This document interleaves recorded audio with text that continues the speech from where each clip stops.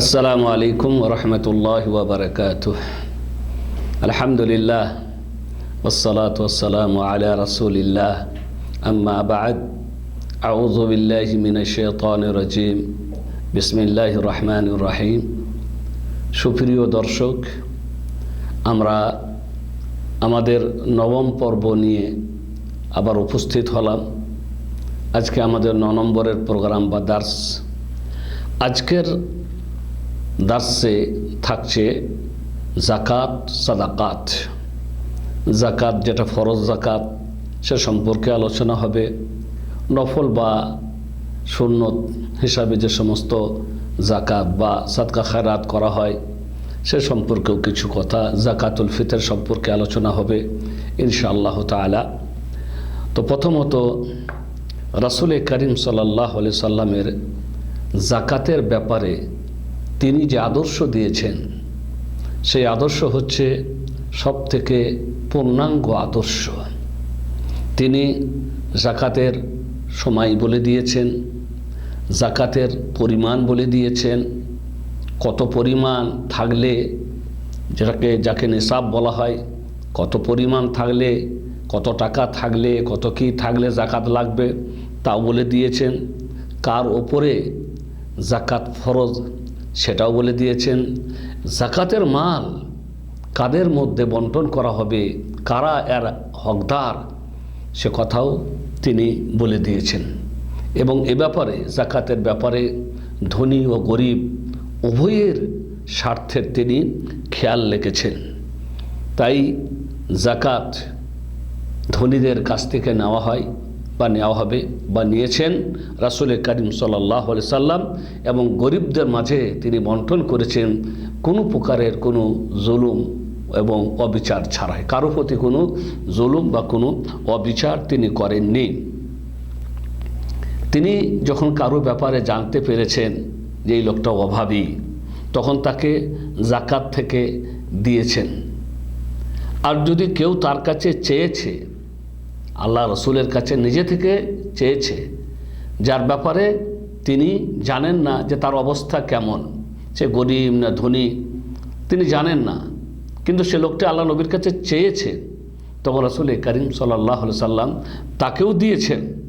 কিন্তু তাকে এই জিনিসটা জানিয়ে দিয়েছেন যে যারা অবস্থা সম্পন্ন যাদের আছে তাদের জাকাতের মালে কোনো হক নেই, অনুরূপভাবে যারা উপার্জন করতে সক্ষম তাদেরও জাকাতের মালে কোনো হক নেই। এ কথাটা জানিয়ে দিয়ে তাকেও দিয়েছে যে আল্লাহ নবীর কাছে চেয়েছে। 3 নম্বরে রাসূল করিম সাল্লাল্লাহু আলাইহি সাল্লামের তরিকা, আদর্শ ছিল জাকাত যেখান থেকে নেওয়া হতো সেইখানে যারা গরিব থাকতো তাদেরকে সেই জাকাত দেওয়া হতো। যে শহর থেকে, যে গ্রাম থেকে, যে স্থান থেকে জাকাত ওসুল করা হতো সেখানকার গরিবদের মাঝে আগে বন্টন করা হতো। সেই গরিবদের মাঝে, সেখানকার গরিবদের মাঝে বন্টন করার পরে যদি কিছু বাঁচত তাহলে সেটা যারা দায়িত্বশীল তখন হতো তারা রাসূল করিম সাল্লাল্লাহু আলাইহি সাল্লামের কাছে পাঠিয়ে দিত, আর রাসূল করিম সাল্লাল্লাহু আলাইহি সাল্লাম তখন সেটাকেও গরিবদের মাঝে মদিনায় বন্টন করতেন। অনুরূপভাবে রাসূল করিম সাল্লাল্লাহু আলাইহি ওয়াসাল্লাম জাকাত নেওয়ার জন্য লোক পাঠাতেন এবং তাদেরকে নির্দেশ দিতেন জাকাত নেবে কোন কোন জিনিস থেকে। তা বলা হচ্ছে জাকাত নেওয়ার জন্য তিনি বলেছেন যে পশু জাতীয় জিনিস যেমন ছাগল, উট, তারপরে আপনার ভেড়া, এই পশু জাতীয় তাতে জাকাতের কথা বলেছেন। ওয়াজরু এবং ফসলাদিতে জাকাত, এবং অনুরূপভাবে তিনি অসেমার, জরু ফসলাদি, ওয়াসেমার ফল ফ্রুট, এইসব জিনিসে জাকাত নেওয়ার কথা বা এই সব জিনিস থেকে জাকাত ওসুল করার জন্য রাসূল করিম সাল্লাল্লাহু আলাইহি সাল্লাম লোক পাঠাতেন। 5 নম্বর রাসূল করিম সাল্লাল্লাহু আলাইহি সাল্লাম অনুমান করতে পারে এমন একটা টিম পাঠাতেন যারা খেজুরের গাছেই খেজুরের অনুমান করতেন যে এই গাছটায় কতটা খেজুর আসতে পারে। লতাপতায় লাগা আছে যে আঙ্গুর, সেই আঙ্গুরগুলা দেখে তারা অনুমান করতেন যে এখানে কতটা আঙ্গুর হতে পারে, এবং অনুমান করে সেখানে জাকাত ফরজ করা হতো বা তার সেখান থেকে জাকাত ওসুল করা হতো, এবং তার পরিমাণ ছিল 5 ওয়াসাক। মানে কোনো ফসল যদি 5 ওয়াসাক হয় বা ফল ফ্রুট 5 ওয়াসাক হয়, 5 ওয়াসাক মানে হচ্ছে 750 কিলোগ্রাম। 750 কিলোগ্রাম যদি কারো ধান হয় বা কারো গম হয়, কারো জব হয়, অনুরূপভাবে আঙ্গুর হয়, তাহলে সেখানে জাকাত ওসুল করতে হবে বা সেখানে জাকাত ওয়াজিব হবে, জাকাত দিতে হবে।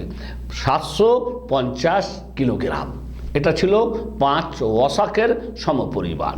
রাসূল করিম সাল্লাল্লাহু আলাইহি সাল্লাম তার তরিকা ছিল, তার আদর্শ ছিল যে তিনি ঘোড়াতে জাকাত নেননি, গাধাতে জাকাত নেননি। অনুরূপভাবে শাকসবজি এতেও তিনি জাকাত নেননি।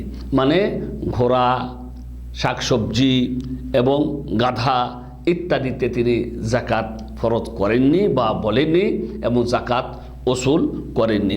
অনুরূপভাবে যে ফসল বা যে ফল ফ্রুট ওজন করা যায় না এবং সুরক্ষিত রাখা যায় না, যে ফল ফ্রুট ওজন করা যায় না বা ওজন করা হয় না বা সুরক্ষিত রাখা যায় না, তাতেও জাকাত তিনি ওসুল করতেন না বা তাতে জাকাত আছে বলে তিনি বলেননি। তবে আঙ্গুরে জাকাত এবং আধ পাকা খেজুর, যাকে রোতাব বলা হয়, এই দুই জিনিসে জাকাত তিনি নিয়েছেন, এতে জাকাত তিনি ওসুল করেছেন। মানে আধ পাকা খেজুর আর পাকা খেজুর, দুই খেজুরের মধ্যে তিনি কোনো পার্থক্য করেননি। 7 নম্বরে আসছে রাসূল করিম সাল্লাল্লাহু আলাইহি ওয়াসাল্লাম নির্দেশ বা মানা করতেন, যারা জাকাত ওসুল করতে যেত তাদেরকে মানা করতেন যে তোমরা মানুষের সবথেকে ভালো জিনিসটা জাকাত হিসাবে নিও না।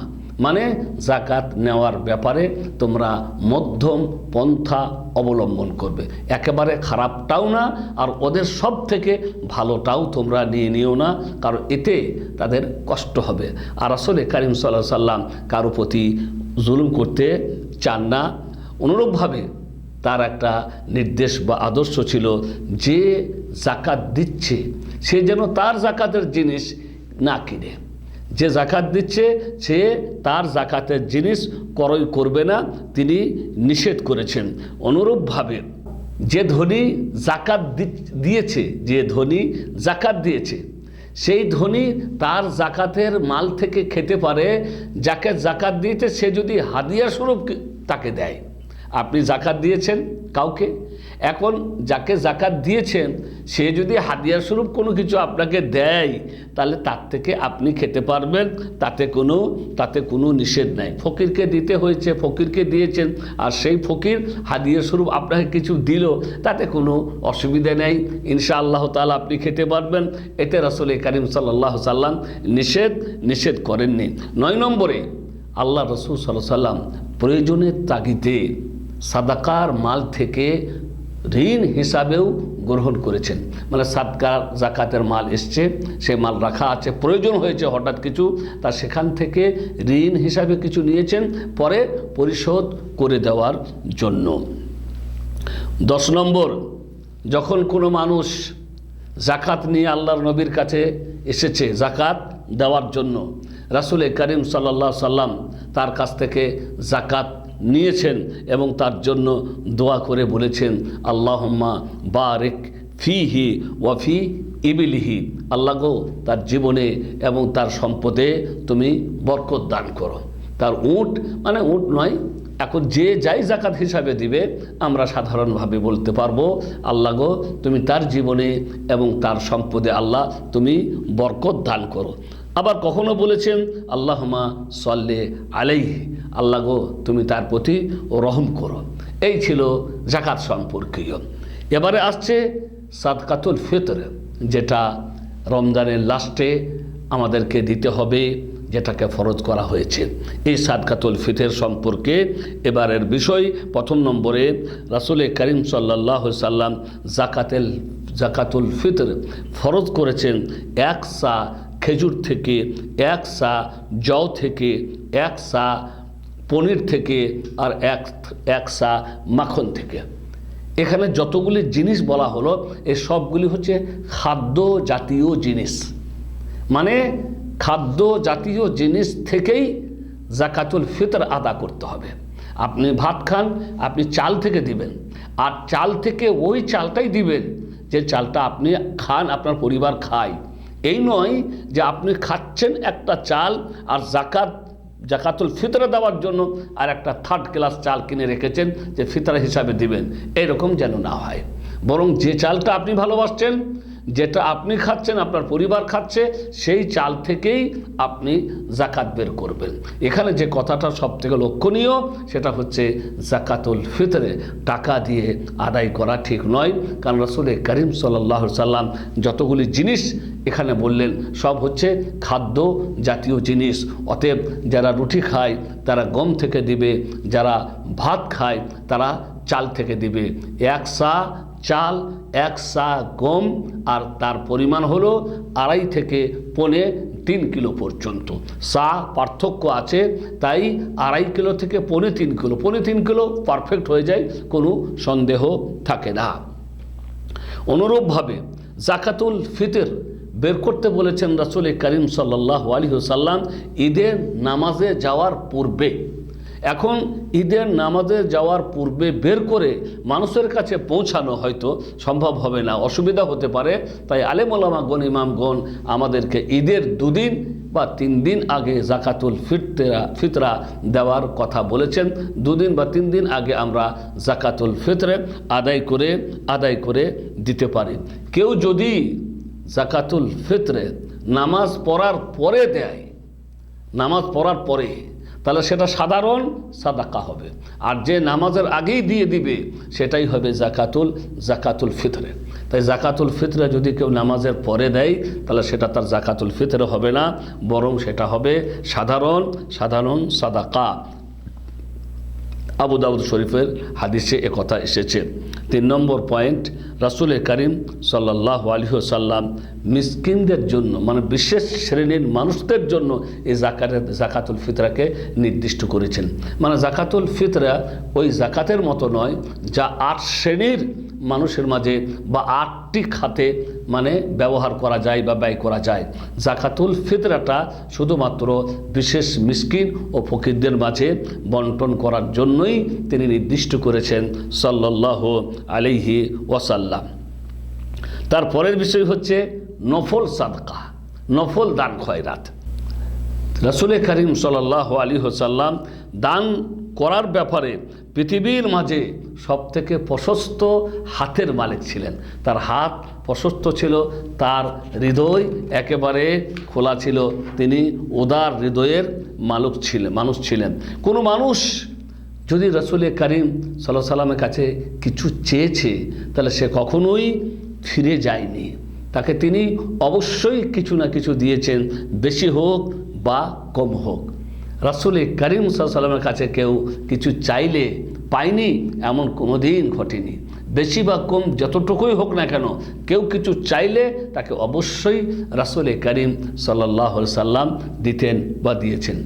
রাসূল করিম সাল্লাল্লাহু আলাইহি ওয়াসাল্লাম কাউকে যখন কিছু দিতেন তো যে নিয়েছে সে কতটা খুশি হয়েছে তার থেকে অনেক অনেক বেশি খুশি হয়েছেন রাসূল করিম সাল্লাল্লাহু আলাইহি ওয়াসাল্লাম। তিনি দিয়েছেন, দেওয়াতে যতটা খুশি হয়েছেন, যে নিয়েছেন সে হয়তো ততটা খুশি হয়নি। তিনি এত বড় হৃদয়ের মানুষ ছিলেন যে তার সাহাবীগণ তার সাথে থাকতে থাকতে তারাও নিজেকে কাবু করে রাখতে পারেনি, মানে তারাও সবাই উদার হয়ে গেছিলেন। রাসূল করিম সাল্লাল্লাহু আলাইহি সাল্লামের উদারতা দেখে। অনুরূপভাবে রাসূল করিম সাল্লাল্লাহু আলাইহি সাল্লামের দেওয়া বিভিন্ন প্রকারের হতো। তিনি কখনো কাউকে সাদকা হিসাবে দিতেন, কখনো হাদিয়া হিসাবে দিতেন, কখনো উপঢৌকন হিসাবে দিতেন, কখনো কারো কাছ থেকে কিছু কিনতেন, কেনার পরে তাকে সেই জিনিসটা এবং তার টাকা গোটাটাই ফিরিয়ে দিতেন। আবার কখনো কারো কাছ থেকে তিনি ঋণ নিতেন, ঋণ নেওয়ার পরে তাকে ঋণ পরিশোধ করার সময় তার সাথে আরও কিছু বেশি করে তিনি দিয়ে দিতেন। তার এই দেওয়া বিভিন্ন প্রকারের ছিল এবং তিনি কারো কাছ থেকে হাদিয়া পেলে যে হাদিয়া দিত তার থেকে বেশি তিনি তাকে দিতেন। হাদিয়া কেউ কিছু দিলে রাসূল করিম সাল্লাল্লাহু আলাইহি সাল্লাম তাকে তার থেকে বেশি কিছু দিয়েছেন। আল্লাহ রাসূল সাল্লাল্লাহু আলাইহি সাল্লাম এবং তার সাহাবীগণ সব সময় নিজের ওপরে অন্যদেরকে প্রাধান্য দিয়েছেন, সব সময় নিজের ওপরে অন্যদেরকে প্রাধান্য দিয়েছেন। নিজে ক্ষুধার্ত, খাবারের দরকার, খায়নি, অন্যকে দিয়েছেন। এইভাবে পোশাকের দরকার, পোশাক দিয়েছেন। সব কিছুর ব্যাপারে নবী মুহাম্মদ রাসূলুল্লাহ সাল্লাল্লাহু আলাইহি সাল্লাম নিজের ওপরে অন্যকে প্রাধান্য দিয়েছে। এই ছিল রাসূল করিম সাল্লাল্লাহু আলাইহি সাল্লামের সাদকা ও খয়রাত করা সম্পর্কীয় কিছু বিষয়। আশা করছি আমরা বুঝতে পারলাম।